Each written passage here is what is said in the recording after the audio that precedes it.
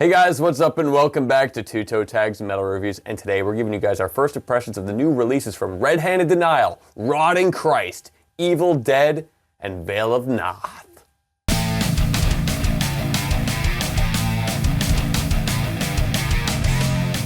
So, quite different releases today, all four. Well, I guess two of them are kind of in the same general ballpark. Yeah, but, maybe-ish, yeah. Let's open it up with the first album I checked out today, A Journey Through Virtual Dystopia by Red Handed Denial. I checked out the album that these guys had a few years ago called I'd Rather Be Asleep, and it was interesting that they kind of took a departure from the prog stuff that they were doing. And from my understanding, that like they went to a more metalcore sound with that album, and they just felt like doing something different, basically. That's what they wanted to do. On the last album? On the last record. Right. So with this one, I looked at it. I didn't listen to the singles beforehand. I look at the album art and I look at the name. I'm like, it would be awesome if this was like a metal, dark, synthwave kind of infused thing like that. Okay. I'm getting in there. The album art, one of my favorites I've seen of the year so far. I think it looks sick. Love the colors, love the vibe, it captures that aesthetic very well. Yep. Really, really like this album art. So, first track is Parasite, and I know that's one of the singles. Cool that it opens up with a breakdown, and when the first verse starts, like the double kick that's going on in there, thought that was really, really cool. So, you know, as the album was kind of going though, I found there were a lot more songs that really tried to kind of grab you with their catchiness and trying to really kind of sharpen those hooks, if you, I guess, get what I'm saying there. So it kind of feels like they were grasping at trying to really get either radio play or trying to get something that is getting more ears listening, which is respectable. I didn't love it, and I feel like when bands do that, they kind of sacrifice a bit of their creative integrity that way. Like they could do a lot more cooler stuff, but they're kind of just playing it a little safe. Yeah. You know what I mean? I mean, obviously that's a matter of perspective and opinion. Of course, I mean, Right. everything is subjective no matter what. It is subjective no matter what. I agree with you, but I feel like if a band hears you say that, or somebody that's a fan of the band hears you say that, they might go, well, this is creative. What they're doing is That's creative, the thing. right? There is some cool creative stuff in there in that sense. There's an interlude, Driving Towards a Neon Sunset. Really cool that they go all in on the synthwave vibe, but it's just kind of 3 minutes of just that, and I'm like, I wish this was infused with the composed songs. You know what I mean? I want more of those put together. There's another one, and then I found myself in a virtual dystopia. Love that. It's just only an interlude though. Is that what it's called? And then I found myself in a virtual dystopia? Yeah. Ellipsis, and then I found myself in a virtual dystopia. I thought it was just, and then I found ellipsis. I didn't know there was I didn't know the title of the track. You hover over it, then you well, that's what I normally do, but I guess I didn't do that because I thought it was Driving Towards a Neon Sunset, and then I found, and I thought Home was the end of it. Right? And I actually made a comment. I thought that was the trilogy, but I questioned it because Home doesn't have the ellipsis at the beginning. So I was like, did they forget it? Did they not put it? But I thought that was it. I didn't know. And then I found, what was it called? And then I found myself in a virtual dystopia. Okay, so those it's just a 2-piece then. It's not a 3-piece. So wow, I must have missed that somehow. Another song that I liked was Eat Glass. That one was a bit more abrasive. I liked that. It kind of had a bit of a different sheen than other songs on this album. Overall, wasn't my favorite effort from them. There was some cool stuff on it though that I did enjoy. Yeah. Okay. So this is my introduction to Red Handed Denial. I didn't listen to the last album like TV Fish did, so I wasn't quite sure what to get into. I think maybe you mentioned it, or maybe I heard somewhere that they were metalcore. I thought, okay, I've listened to enough metalcore. I kind of know. It's weird because they're prog, but that last record was them doing some metalcore sounding stuff. Yeah, something like that. Some metalcore was in my head when I was checking it out. So that's what I was expecting. And you know what? I think it's fair enough to say this kind of falls in the metalcore vein, but it's much more on the softer side. Like, it's very, clean in the choruses, like you were mentioning, trying to be very hooky and things like that. And that's a little bit too much of that for me. I'm obviously more of a fan of the aggressive stuff and more, harder stuff. And this has a lot too much of the softer stuff for me. But where it hits, it actually hits pretty good. Now, I was starting to lose hope on this album, and then when track 5 came on, that's Driving Towards a Neon Sunset, it's like industrial stuff with some samples, and it's got this really punchy 4-to-the-floor beat that just drives it. I thought this was a good song. I was giving up on the album. This song switched things up, and I went, oh my God, there's some hope here. There's a spark. There's a spark. Something might happen here. And then the song that comes on after that, Smokescreen, is probably the best song in the album because it just, it's heavy and it just doesn't soften up. It stays heavy the whole time, and I thought that was really cool. I really like the vocal range on the song too. There's some nice mid-high harshes and then some growls, maybe even some gutturals, but there's some nice range there. Yeah, Lauren's really good. Like she has a really wide range, and I feel like whether it's harshes or cleans, like she's really good with that. Then you have track number 7, which you mentioned, the other interlude, but then after that, Eat Glass, which you also mentioned, is another highlight because that's another song that just, it starts off with a very metalcore riff and it kind of just plays off that, and it does it very well. So Smokescreen and Eat Glass are easily the highlights of the album. Driving Towards a Neon Sunset's a highlight as well, but it's not really a full song, and it also stands itself apart because it's kind of like an industrial Because thing it's a with synthwave samples, synth stuff. Yeah, you could probably throw a bunch of different buzzwords at it. I'm not sure, but I do agree with Smokescreen. That is a good track as well. Smokescreen's a good track. So another thing I made a note of, I don't even know if this is worth mentioning, but the singer reminded me of the middle brother from Hanson. I'm listening to, Bob Hanson. I don't know. I was listening, I was like, where have I heard this voice before? I'm like going through the memory bank, and I'm like, sounds like Hanson. You're looking at me weird. Anyways, it was a weird connection, and it's mostly due to the clean singing, right? I'm not talking. Obviously, Hanson doesn't do harsh vocals and stuff, but yeah, it's it is what it is. I probably won't listen to this again. Maybe once more towards the end of the year to kind of get a refresh on it. Maybe I might add one of those songs to my playlist. I'll have to hear them again to really see how I vibe with them. But you know, it was a fine album. I'm sure there's lots of people out there that will like it, but I don't think it's the album for me. Well, moving on, let's talk about Toxic Grace by Evildead. Okay. This is our first time covering this band on the channel.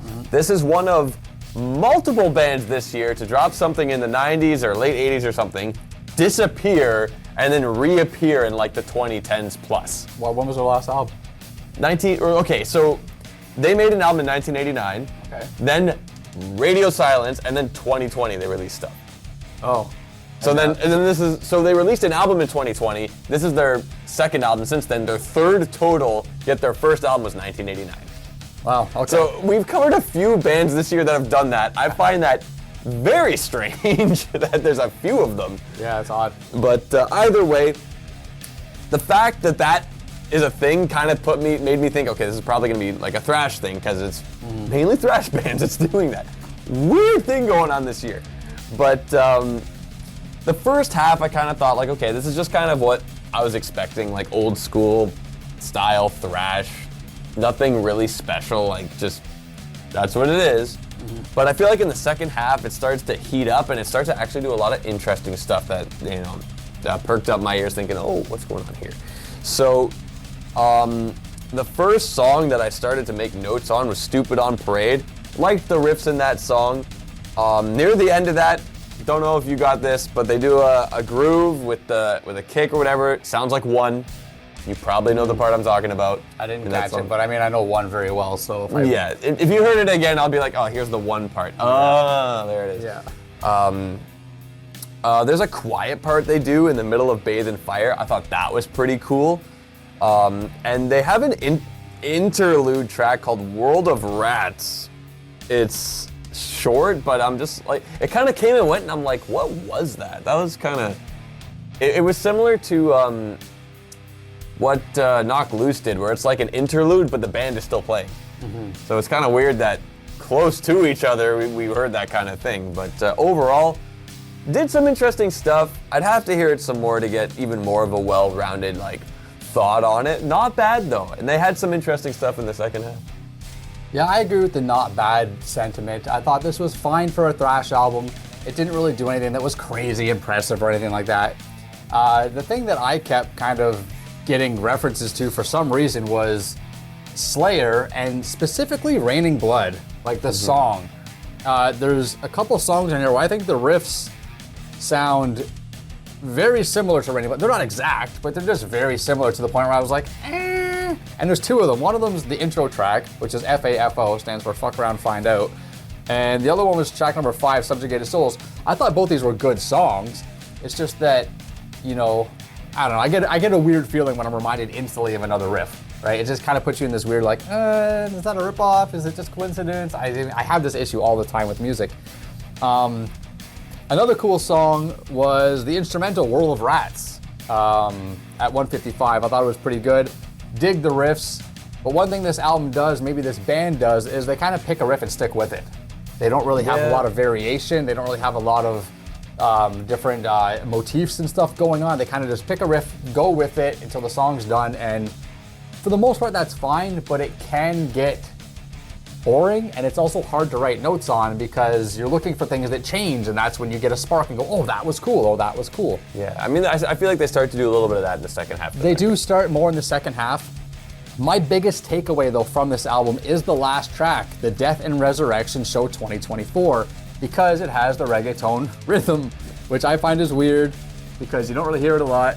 So an interesting thing to note about that, and this actually makes perfect sense why you bring this up about this track. What? It's a bonus track. Okay. And I think the reason that you might not have known that is because you probably had to hover over it to see the extra words bonus track, but because you didn't notice that about the track on the other album, the Red-Handed Tendile, I didn't see the words bonus track anywhere. It said on the, like I looked at it, it said that the title and then bonus track afterwards. All right, well that aside, that's irrelevant to the point I'm making, is that it has the reggaeton rhythm on it, which I thought was interesting and cool because we were just talking about that when we did the Knocked Loose album because Suffocate had that. Yep. And that was kind of, you know, I don't want to say it was blowing up, but a lot of people were mentioning it, how they threw that in there, right? And it's not something you really hear a lot in the realm of metal. So I thought it was cool that this song had it. And I also like the solo section on the song because it has that rhythm with the shredding on top of it. I thought it was a really cool, nice amalgamation of sounds there. So yeah, I think it's safe to mention bonus songs when we're not actually reviewing the album. I just thought, even though I didn't know, whatever, I thought it was a cool element that the album has. So yeah, it's a fun thrash album. I think it's okay. I think thrash fans will definitely like it more than people that are just, you know, we're not huge thrash fans. It's not like our favorite genre, but we like it, but not enough to like love it, you know? So good stuff, but meh, it was all right. What's next? So let's continue with Pro Christo by Rotting Christ. Okay. We've reacted to all three of the singles and music videos that they dropped for this album, and we were concerned. Well, they actually released another one recently, which we didn't react to. But they did. It was the Pretty World, Pretty Dead. They dropped that a Oh, couple days okay. ago, I think. So it was actually I didn't know about that. yeah. Either way, we checked out the first three, and we were concerned. We were thinking, oh, I don't know about this album. I was worried coming into this, but I was pleasantly surprised with how much I enjoyed the album. Now, you know, the title track riff, which is the first track on the record, is mean sounding, and that's kind of what I wanted from this record. The Apostate is what I wanted. That's the track right after. That's what I wanted to hear. And the Apostate, still a cool track, especially with it being the second track after the title track, basically being an intro because the title track is kind of short. Now, Like Father, Like Son is right after the Apostate.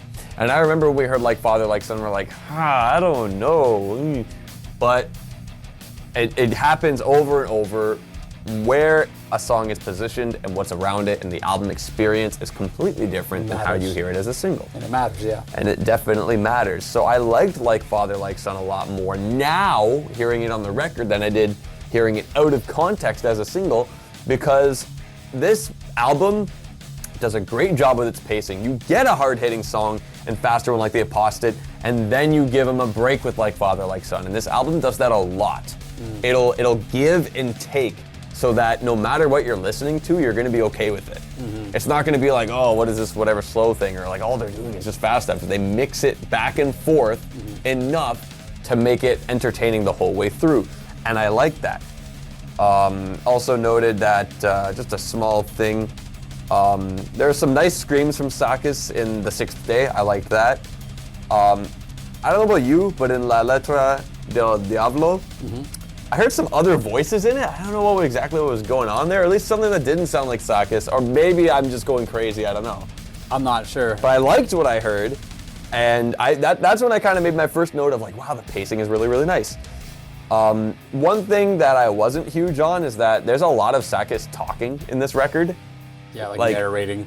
Basically narrating stuff. either right before a track or in the end of a track. And, you know, maybe on 1 or 2 songs I'm okay with that, but I feel like it happens on like 4 or 5 or something. And it's like, okay, dude, you can relax. I don't think that's new for the band either, but I felt like it was done too much. I felt like it was, So, Pix Lax Dax. This song is sick because it revisits the melody from the Apostate, and it's basically a continuation of what that song brought to the table. And I thought that was awesome. Like, wow, they had something here, and then they revisited it later on the album. Track 2 and track 7, just, Exactly, like track 2 and track 7. So I thought that was super duper awesome.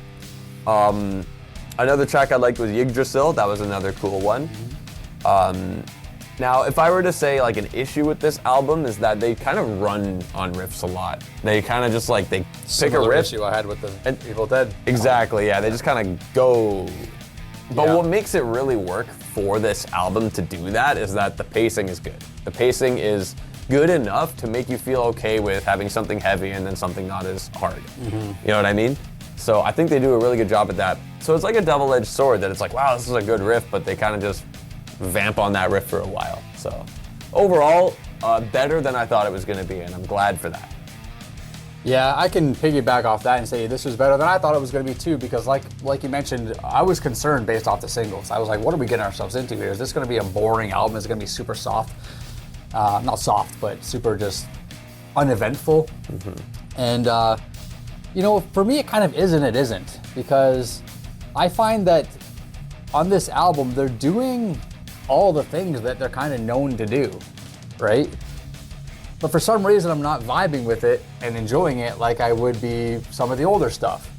So now I'm not an elite Rotting Christ fan, but I like, so my basic references for Rotting Christ are, and I'm probably gonna butcher some of these titles because I don't know how to read them, but Aiello, Kronos, and Kata Don Daemona, Aetoi, and even more recently, Rituals, which I think came out before we started this channel. I think it was 2016. I think it was right, Yeah, so we didn't actually have, but I think that was a really good album too, and it's like almost a shame we didn't get to cover it, because I think it had some potential.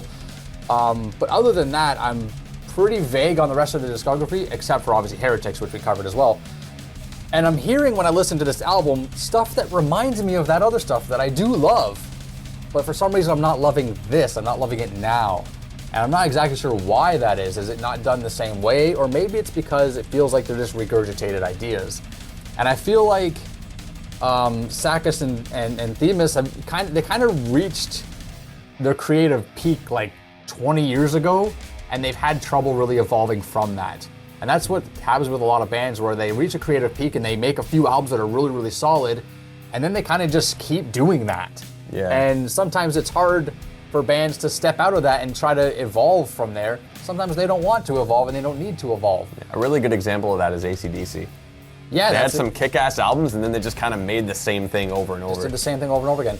Because basically they're like, oh, this is what worked, let's keep doing it. Why broke it if it ain't fix it? Or why fix it if it ain't broken? Fucking botch that. But yeah, why fix it if it ain't broken is basically the sentiment, right? So I'm sure it works for some people, but for me, I was having trouble really getting into it. Few songs that stood out to me. You mentioned The Apostate already. I think that's a great song. And you also mentioned La Lettera del Diavolo, which I also thought was a good song. I like it starts with some really epic drum rolls, which I thought was really cool. Every other song, I was like, okay, this is good. Okay, this is fine. Okay, this is okay. Okay, this is, yeah, I get it. Okay. Did your opinion change on the other 2 singles that we checked out? They didn't really. And I was hoping they would, because sometimes, like you mentioned, you listen to an album, you watch a video, and you're like, okay, this is my opinion now. When I hear it on the album with all the other songs surrounding it, how am I gonna feel? And the hope is that I'm gonna go, wow, this is a lot better than I remember it. But I didn't feel that way. I just felt like, oh, here it is. It didn't do anything for me. It didn't feel like a stain. It didn't feel like it was a detriment to the album, but they also didn't seem like any type of highlights or any type of, sparkly moments or anything like that. So overall, I thought it was fine. I enjoyed listening to it. I'm a little bit concerned though, for reasons already stated, but we'll see. So finally, we got Between the Worlds of Life and Death by Vale of Pnath. It's weird because I feel like I haven't heard of this band, but then I go check on Spotify. It says I already saved one of their albums. Don't remember that, but I guess functionally, it's my first time hearing them because I don't remember hearing anything else Functionally. from this band. So we actually checked out a single a couple weeks ago. Did we? We did, and that's why I added them to the list. They popped up in the feed, and I went, oh, let's check this out. And we checked it out, listened to it, and I went, oh, that's pretty good. They got an album coming out, and that's why we kind of added them to the list. I don't even remember that. I can't remember what song it was, but it was, yeah, we listened to a single. So. Well, anyway, put them on and immediately felt like a hybrid of two bands, and I thought it was a cool mix. For me, it felt like Behemoth meets Flesh God Apocalypse. Oh, okay. Yeah. You got the symphonic black metal elements there. Yep. And you got the technical death metal at the same time. And Yep. Flesh God Apocalypse is kind of like a symphonic technical death metal already. Yep. I feel like this band has the black element, the black metal element in there. So that's where I got that idea. Right. The full symphonic intro was really, really cool. First track is literally just the whole symphony building it up. Did you feel like it was a little bit too long? I felt like it was too long. Maybe 2 minutes, 14 seconds. Maybe it's a little bit on the longer side. You could maybe shave off like 20 to 30 seconds, and it would be a bit better. I'd make it 45 seconds and call it a day. That's just me. Anything over like a minute on an intro track, I'm sitting there going, you're pushing it, bud. I guess it really depends on how well that intro track builds up an album. You know what I mean? Yeah. I feel like in some cases it can really set the tone, and in some cases it can be kind of a non-standard intro track and have more going on in it that sets up the album. So I feel like that's more of a case-by-case basis, though, of course. Fair. So Silent Prayers has this cool slower groove in the middle, and I wasn't expecting that to happen at all, considering it's a pretty fast and intense song. So I'm like, wow, what's this mix-up that they're hitting? That's pretty cool. And they do a similar thing in the middle of Soul Offering. Thought that was cool. An issue I had was the vocals being good, but they are so behind in the mix you cannot hear them. Oh. Like I was struggling to make them out, like at all. Maybe it got better throughout because my ears were adjusting For to the this whole mix. album, or are you talking about a specific song? In general, it felt that way, but maybe my ears were adjusting to this mix, but it felt for at least the first while like I can barely hear this guy. That's odd. Sounds good, but I can't. I didn't get that at all. Maybe I wasn't paying close enough attention to the vocals, maybe? I'm not sure, but it didn't sound weird to me. Well, that's the thing. I was really trying to focus on the vocals a bit because I'm like, instrumentally, this is sick. I hope the vocals are cool. Yeah, Like, okay. where is he? Yeah.